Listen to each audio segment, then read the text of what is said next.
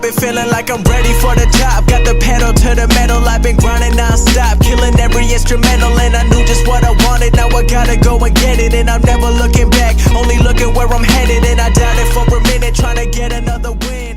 So with Fortnite Season 6 coming out and being in full swing now, everybody's really excited for the new content, the new theme of the map. Everyone's talking about the new battle pass and the pets feature that was added, and all sorts of cool things that they've done with Season 6.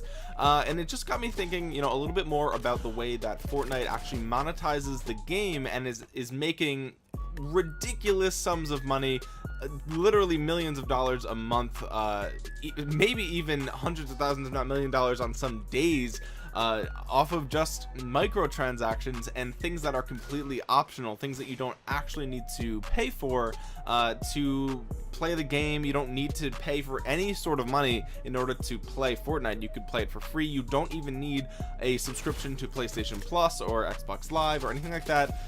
As long as you have a device that can run Fortnite, you can play it. And you know, that's interesting because people still spend ridiculous sums of money. I mean, there are casual players, I know casual players who spend hundreds of dollars on this game, and it affects the gameplay really in no way. I mean, honestly, everything on there is cosmetic, so it leads you to wonder, why are people doing this? First, I want to talk about why people actually buy cosmetic items to begin with, because this is, you know, obviously if you look at it completely pragmatically, if you look at it in a completely, you know, reasonable scenario, in a perfect world, why would anybody buy anything that's just cosmetic? I mean, if you're just playing the game for the game, assuming that the gameplay itself is all that is bringing you to it, there's no reason, because the gameplay is no different whether or not you have a certain skin on, or if you know, do a certain gesture.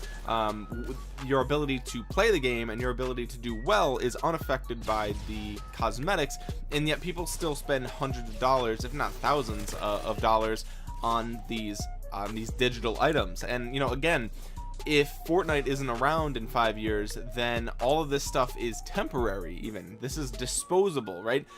Because if you go and buy a book, or if you buy a game that's on a disc, you at least have that game physically. As long as you take care of it, as long as it's in working condition, you have it for essentially ever, until the heat death of the universe, or the planet explodes, or we get nuked or something. You have it as long as it's in good condition. Whereas when you're spending, you know, let's say $20 on an epic or legendary skin in Fortnite, that skin only provides you benefits so long as you play Fortnite, or so long as Fortnite is actually around. So if Epic Games, you know, goes bankrupt, or they shut the servers down because it's 10 years from now and no one's playing Fortnite, you actually can't get that ever again. You can't go and look at your skin because the game will be shut down. So one thing that's interesting is that people are spending all this money on not only cosmetic items, but temporary items, things that they don't tangibly feel. They can't actually experience it 10 years from now. I mean, maybe Fortnite will be around 10 years from now, but you know, I doubt it, but we'll see. So you know, that brings me to the question, why do people do this? Why do people spend all this money on strictly cosmetic items that are temporary, that they only get enjoyment out of in the moment? And the primary reason is actually it's more of like a social psychology type of thing, where you want to stand out amongst the crowd, right? So you want to actually be able to customize your character. You don't want to look like everybody else in the game. People have this innate desire to actually, you know, express themselves, which is why people do pretty much anything. I mean, that's why you pick certain clothes that you pick. That's why you get certain tattoos, or get a certain hairstyle, or whatever the case might be.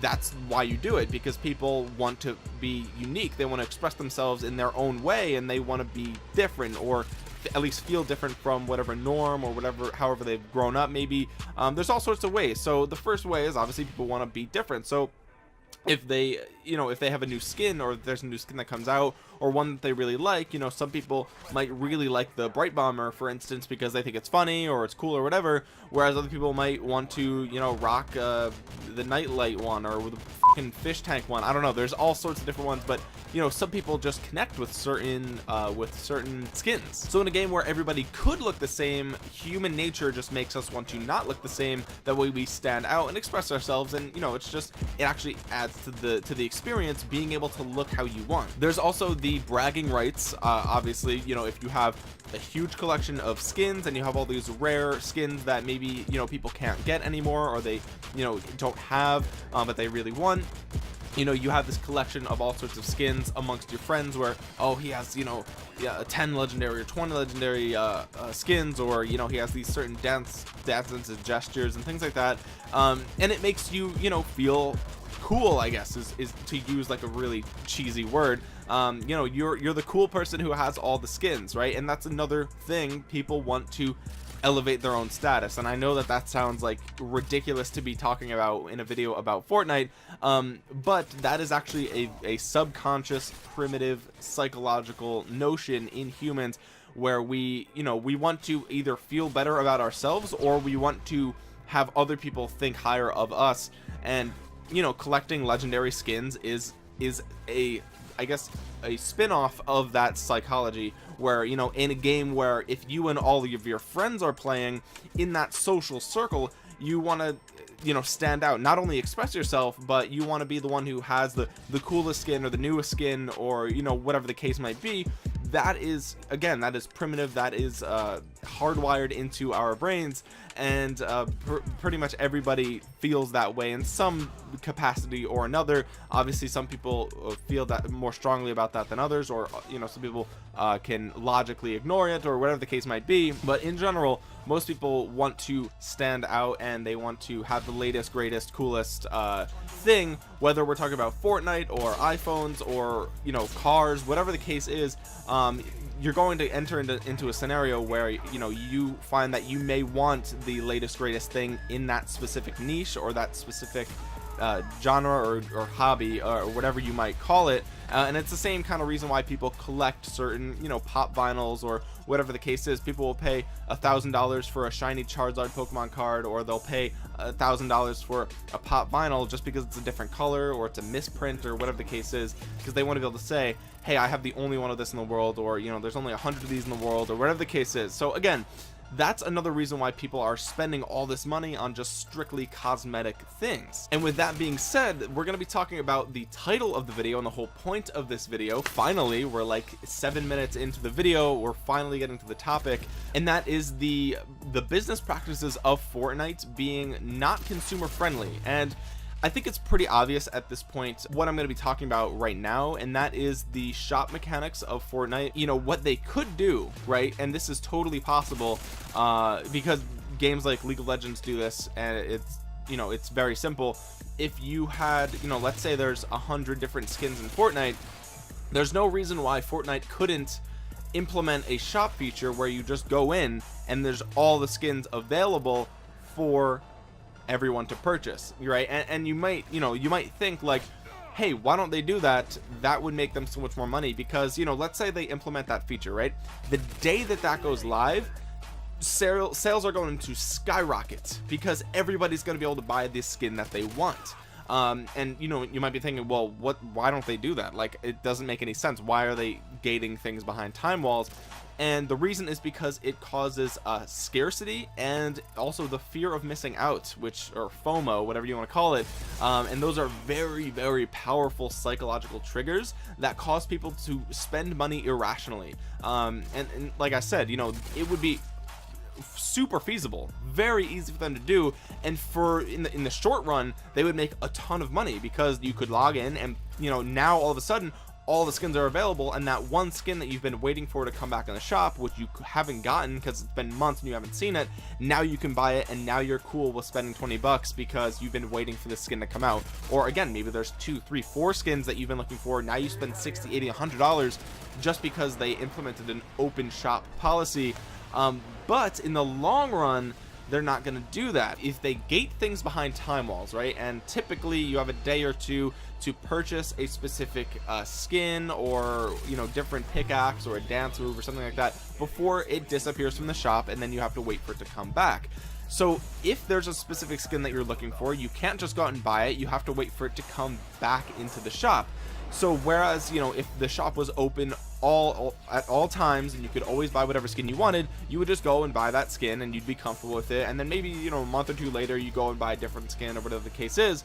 in the way that they have it set up now, there is again the fear of missing out, and also the scarcity principle, where if you see a skin that you kind of like, or you see a skin that may be rare, or let's say that the skin came out back in March, and you see it in this shop now and it hasn't been in the shop since then, you might think to yourself, oh my god, I should buy this skin because it's rare, right? Like, this skin hasn't been in the shop since March, so of course it's rare, I should buy it. Even if you don't necessarily like how the skin looks, you may spend that money.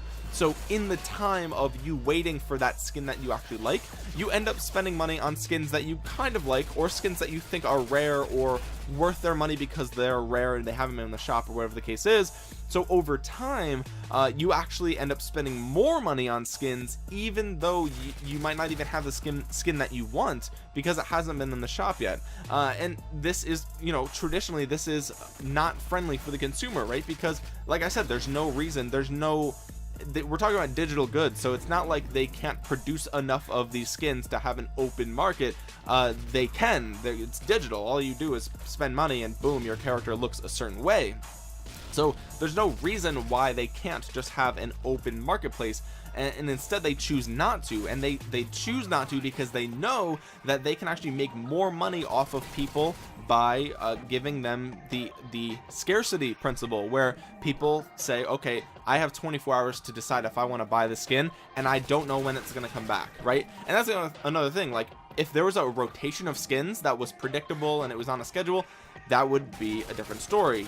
They could do that, but they don't, because they want it a mystery. They want you to think, damn, when am I going to be able to get this skin again? It may not be for months. It may not be for 6 months. It may not be ever. You may not, certain holiday events, the Easter Bunny outfit, there was a couple of Halloween outfits that came out last year.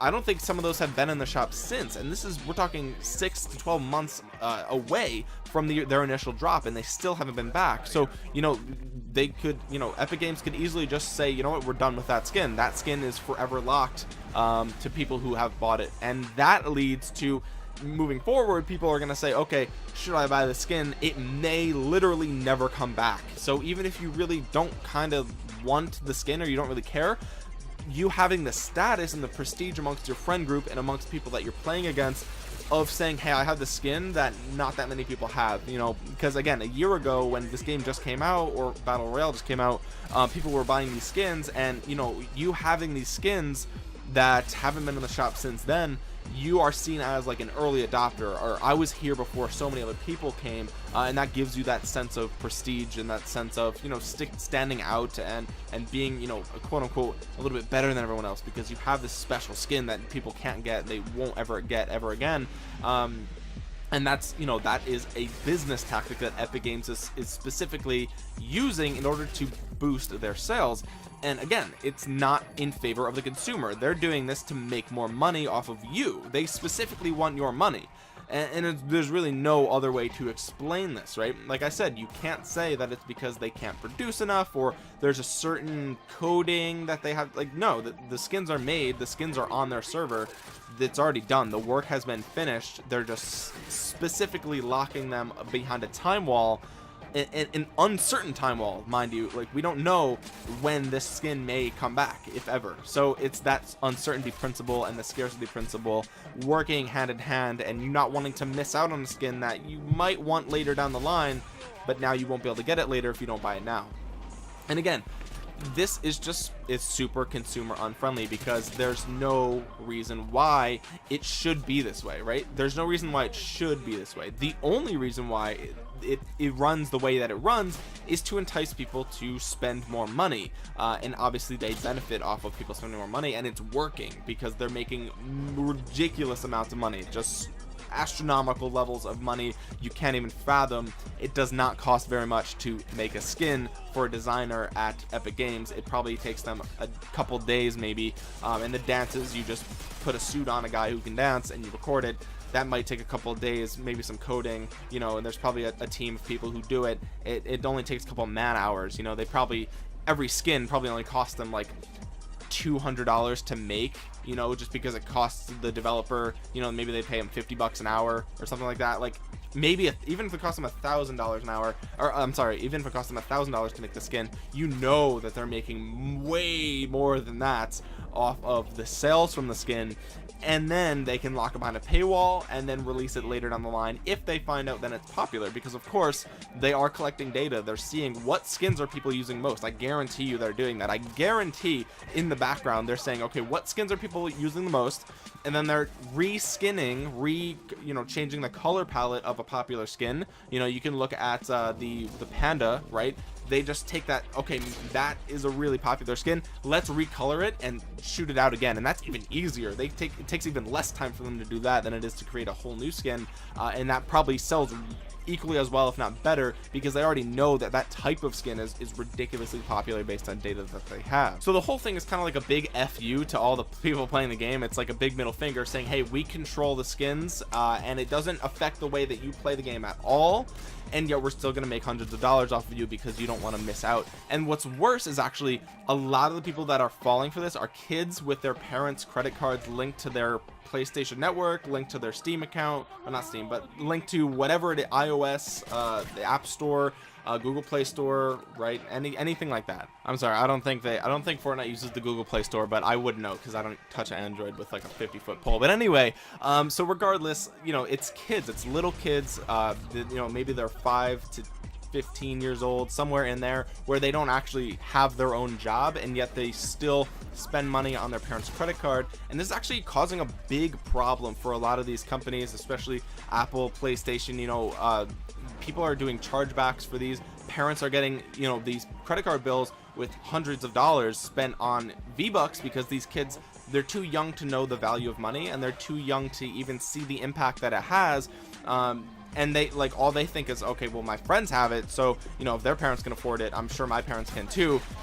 It's only $20, like, so what? It's only $20. But for some parents who are raising kids and they only make $15 an hour, they are barely making ends meet as it is, and it's causing a lot of kids to spend a lot of money that their parents don't have.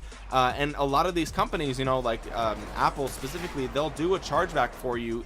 They'll give you the benefit of the doubt. The first time they'll say, okay, yeah, like, we understand your kid spent $200 on Fortnite, obviously that was a mistake, he's a child, just so you know, don't let them do this again, because we won't do another refund for you. Like, we're warning you now, like, we will do this for you as a kind gesture the first time, but after that you're gonna have to pay for these digital goods, because a lot of times they'll do the refund and the kids get to keep the skins, and that obviously just hurts Fortnite's bottom line. And then Fortnite comes after Apple and says, why did you take our money back? And they'll say, well, it was a little kid. And now Fortnite, in a lot of instances, has no way of getting the skin back off of the account. And like, as they might have a way to do that, but it happens so often that they just don't have the manpower to do it globally. So again, it's very consumer unfriendly. It's targeted at a young demographic, and it's hurting their parents, and of course people who just spend a lot of money on Fortnite who probably shouldn't. And again, it's not in the best interest of the consumer. It's deeply rooted in consumerism and anti-consumer psychology, and I just figured I'd talk about it in this video because I feel like maybe some of you, if you're younger, maybe you might not know what's actually going on behind the scenes as a business for Epic Games. Like, why do they have the item shop set up the way it is? Maybe if you've been frustrated before, like, oh crap, I didn't log in yesterday and I missed a cool skin that I wanted, and you get pissed off and you think, why is it like this? Now this is why they do it that way. But if you guys are older and you understand all of this, obviously I just want to create a little bit of a dialogue. Maybe in the comment section below you can let me know how evil, on a scale from 1 to 10, do you think Epic Games is for this. I'd say it's worse than it looks, right? Because it looks like, oh, they're just selling skins to kids, who cares, you could just choose not to buy them. But it's very manipulative when you really get down to the subconscious level. And I don't know, I personally really disagree with it. Obviously it's consumer unfriendly. I am a consumer. I would rather there just be an open marketplace. I would rather there be a free marketplace where you could trade with friends and stuff like that. That would be the most consumer friendly. Even more consumer friendly than that, open up mod support and let us design our own skins for free. Of course they'll never do that, but again, that is 100,000% possible. They could easily do that, no problem with very limited, very little resources, they would never have to pay a developer to make a skin ever again, because you could just go and download it off a website. But I'm getting off the topic ridiculously. This is already a very long video, so I'm going to end it here. Thank you guys so much for watching. This has been New York. I will talk to you guys again soon. If you enjoyed the video, drop a thumbs up. Comment down below telling me what you think about Epic Games business practices. Of course, like the video if you enjoyed it, subscribe to my channel for more videos like this one, and make sure you hit the notification bell. That way you know the next time I upload. And that's about it, guys. So thank you so much for watching. This has been New York. I will talk to you guys again soon. Peace. Yeah, I was gone for a minute, I was country hopping, Paris to the UK, yeah, we get it poppin'. Everywhere I go, know that I got many options, and I never stop till they put me in the coffin. Back to the beast, I've been getting on. They've been busy trying to catch me, I'm already gone. Anything I drop is your favorite song. Your girl asking about my scent, that's the Saint Laurent.